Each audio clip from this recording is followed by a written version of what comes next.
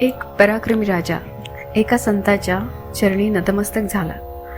संतांनी त्याला स्वराज्याचा खरा अर्थ सांगितला, आशीर्वाद देऊन निरोप दिला. पण त्या भेटीनंतर संत तुकाराम महाराजांच्या जीवनात एक वेगळाच अध्याय सुरू झाला. जगभर त्यांची कीर्ती वाढत होती. हजारो भक्त त्यांच्या कीर्तनासाठी देहूत येत होते. अभंगाचा गजर महाराष्ट्रभर घुमत होता. तरीसुद्धा तुकाराम महाराजांचे मन या जगात रमेनासे झाले होते. त्यांच्या अंतःकरणात दिवसेंदिवस एकच ओढ वाढत होती, विठ्ठलाच्या चरणी कायमचे विलीन होण्याची. अखेरच्या दिवसात त्यांनी भक्तांना कोणता अमूल्य संदेश दिला, त्यांच्या अभंगातून कोणती विरक्ती व्यक्त होऊ लागली आणि त्यांच्या जीवनातील अंतिम दिव्य अध्यायाची चाहूल नेमकी कशी लागली, चला जाणून घेऊया संत तुकाराम महाराजांच्या जीवनातील अत्यंत भावपूर्ण आणि प्रेरणादायी प्रवास. रामकृष्ण हरी. मागील भागात आपण पाहिले, संत तुकाराम महाराजांच्या अभंगांनी संपूर्ण महाराष्ट्रात भक्तीची ज्योत प्रज्वलित केली होती.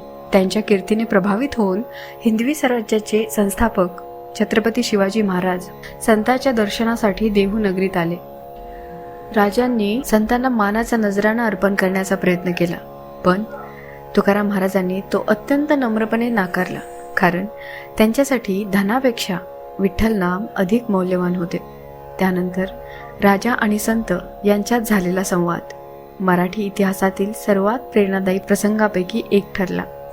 तुकाराम महाराजांनी शिवाजी महाराजांना सांगितले, स्वराज्य करणे म्हणजे केवळ राज्य करणे नव्हे, तर प्रजेची सेवा करणे हीच ईश्वर सेवा आहे. त्यांनी न्याय, धर्मरक्षण आणि नम्रता तसेच अहंकारापासून दूर राहण्याचा संदेश दिला. शिवाजी महाराजांनी संतांच्या चरणी मस्तक ठेवून त्यांचा आशीर्वाद घेतला आणि स्वराज्याला धर्म, न्याय आणि सेवाभावाने पुढे नेण्याचा निर्धार केला. परंपरेनुसार हा निरोप केवळ राजा आणि संत यांच्यातील शेवटचा संवाद नव्हता, तर संत तुकाराम महाराजांच्या पृथ्वीवरील कार्याची अंतिम पर्वाची सुरुवात होती. आता देहू नगरीत अखंड कीर्तने रंगणार होती, अभंगाचा गजर अधिक दूरवर पोहोचणार होता आणि तुकाराम महाराजांच्या अंतःकरणात विठ्ठल दर्शनाची उत्कट ओढ दिवसेंदिवस वाढत जाणार होती. आता या दिव्य प्रवासाचा पुढील अध्याय अनुभवूया. छत्रपती शिवाजी महाराज देहूतून परत गेल्यानंतर संत तुकाराम महाराजांच्या जीवनात कोणताही बाह्य बदल झाला नाही. राजाचा सन्मान मिळाला, संपूर्ण महाराष्ट्रात कीर्ती पसरली, हजारो लोक त्यांच्या दर्शनासाठी येऊ लागले. परंतु तुकाराम महाराज मात्र पूर्वीप्रमाणेच साधे, नम्र आणि विरक्त राहिले. त्यांच्या जीवनात एकच संपत्ती होती, विठ्ठलाचे नाम. पहाटेच्या ब्रह्ममुहूर्तावर देहू नगरीत इंद्रायणीच्या लाटांचा मंद आवाज ऐकू येत असे. त्या पवित्र वातावरणात तुकाराम महाराज विठ्ठलाचे नाम घेत मंदिरात जात. थोड्याच वेळात गावातील वारकरी, स्त्री, पुरुष, वृद्ध, लहान मुले सर्वजण मंदिरात जमू लागत. टाळांचा नाद सुरू होताच महाराजांच्या मुखातून अभंगाचा अमृत वर्षाव सुरू होई. रामकृष्ण हरी, रामकृष्ण हरी असा अखंड गजर संपूर्ण देहूत घुमत असे. कीर्तन ऐकण्यासाठी आता केवळ देहूचेच नव्हे, तर आळंदी, पंढरपूर, चिंचवड, पुणे आणि आसपासच्या अनेक गावातून भक्त येऊ लागले. शेतकरी दिवसभराचा थकवा विसरून येत, व्यापारी आपली दुकाने बंद करून येत, गरीब, श्रीमंत, स्त्रिया, मुले सर्वजण एकाच प्रेमाने तुकाराम महाराजांच्या चरणी बसत, कारण त्यांच्या कीर्तनात कोणताही भेदभाव नव्हता. त्यांच्या अभंगात प्रत्येकासाठी प्रेम होते, प्रत्येकासाठी आशा होती आणि प्रत्येकासाठी विठ्ठल होता. महाराज नेहमी म्हणत, विठ्ठलाला मोठेपणा नको, त्याला शुद्ध मन हवे.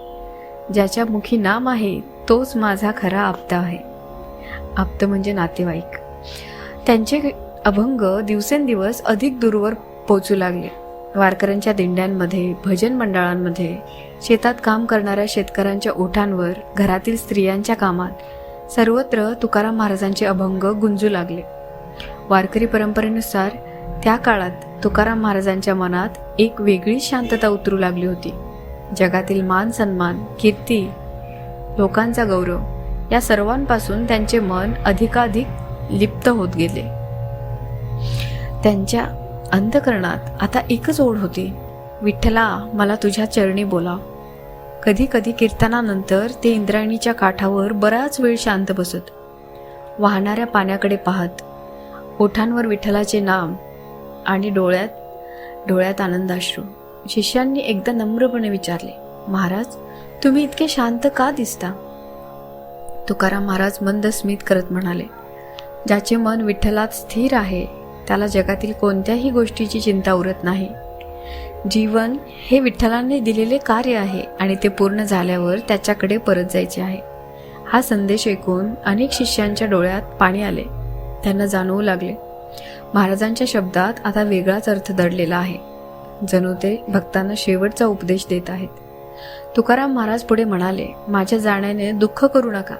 देह नश्वर आहे, पण विठ्ठलाचे नाम अमर आहे. जोपर्यंत या भूमीवर रामकृष्ण हरीचा जप आणि गजर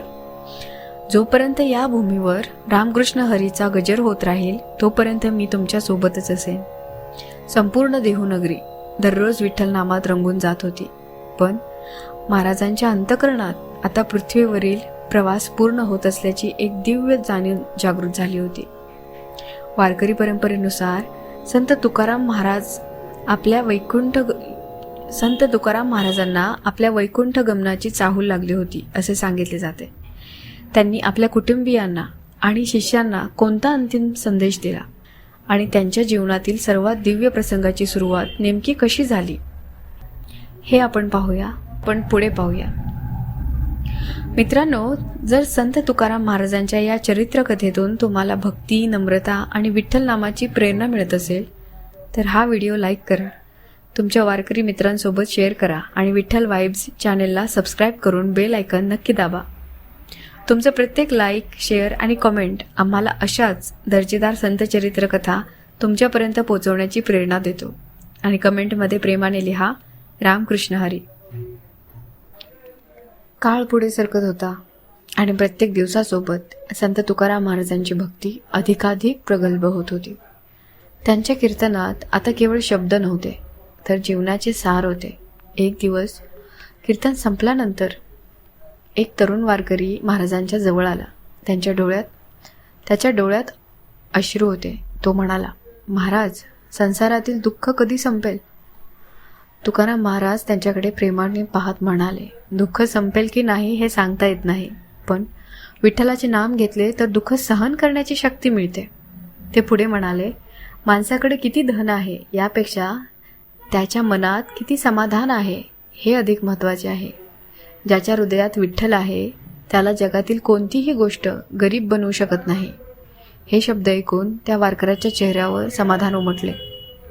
अशाच प्रकारे दररोज कुणी शेतातील अडचण घेऊन येई, कुणी संसारातील दुःख सांगत असे, कुणी आपल्या मुलांसाठी आशीर्वाद मागत असे आणि प्रत्येकाला तुकाराम महाराज एकच उपाय सांगत, विठ्ठलाचे नाम घ्या, सत्याचा मार्ग सोडू नका आणि कोणाच्याही मनाला दुखवू नका. याच साध्या शिकवणीमुळे लोकांच्या आयुष्यात बदल घडू लागले. भांडणाऱ्या कुटुंबात प्रेम वाढले, गरिबांना आधार मिळाला, अनेकांनी व्यसनांचा त्याग केला आणि गावोगावी विठ्ठल नामाचा गजर घुमू लागला. तुकाराम महाराजांच्या अभंगांनी केवळ भक्ती शिकवली नाही तर माणुसकीची वाटही दाखवली. परंतु हे सर्व घडत असतानाच महाराजांच्या अंतःकरणात एक वेगळीच भावना दिवसेंदिवस वाढत होती. कीर्तन करताना कधीकधी त्यांचे डोळे आपोआप मिटत, चेहऱ्यावर एक विलक्षण तेज दिसत असे. जणू त्यांचे मन देहूत नसून पंढरपूरच्या विठ्ठलाच्या चरणी पोहोचले होते. त्या दिवसात तुकाराम महाराज वारंवार एकच भावना व्यक्त करत असत, हे विठ्ठला, तुझी सेवा करण्याचे भाग्य दिलेस, आता तुझ्या चरणी कायमचा विसावा दे. त्यांच्या या शब्दांचा अर्थ त्यावेळी फार कमी लोकांना समजला, पण लवकरच संपूर्ण देहूनगरीला जाणवणार होते की संत तुकाराम महाराजांच्या पृथ्वीवरील दिव्य कार्याचा शेवटचा अध्याय आता अगदी जवळ आला आहे. देहूनगरीत विठ्ठल नामाचा अखंड गजर सुरू होता, पण संत तुकाराम महाराजांच्या अंतःकरणात एक वेगळीच शांतता उतरली होती. त्यांना आपल्या पृथ्वीवरील कार्याची पूर्णता जवळ आल्याची जाणीव झाली होती. म्हणूनच ते आपल्या शिष्यांना, कुटुंबियांना आणि हजारो वारकऱ्यांना अखेरचा उपदेश देऊ लागले. पण तो शेवटचा दिवस नेमका कसा होता? अखेरच्या कीर्तनात तुकाराम महाराजांनी कोणते अमूल्य शब्द सांगितले आणि वारकरी परंपरेनुसार गरुडावर आरूढ होऊन संत तुकाराम महाराज सदेह वैकुंठाला गेले असे का मानले जाते? या दिव्य प्रसंगामागे श्रद्धा काय सांगते आणि इतिहास काय सांगतो? या चरित्रकथेच्या सर्वात भावपूर्ण आणि अविस्मरणीय अंतिम भागात आपण या सर्व प्रश्नांची उत्तरे जाणून घेणार आहोत. तोपर्यंत रामकृष्ण हरी, पांडुरंग हरी.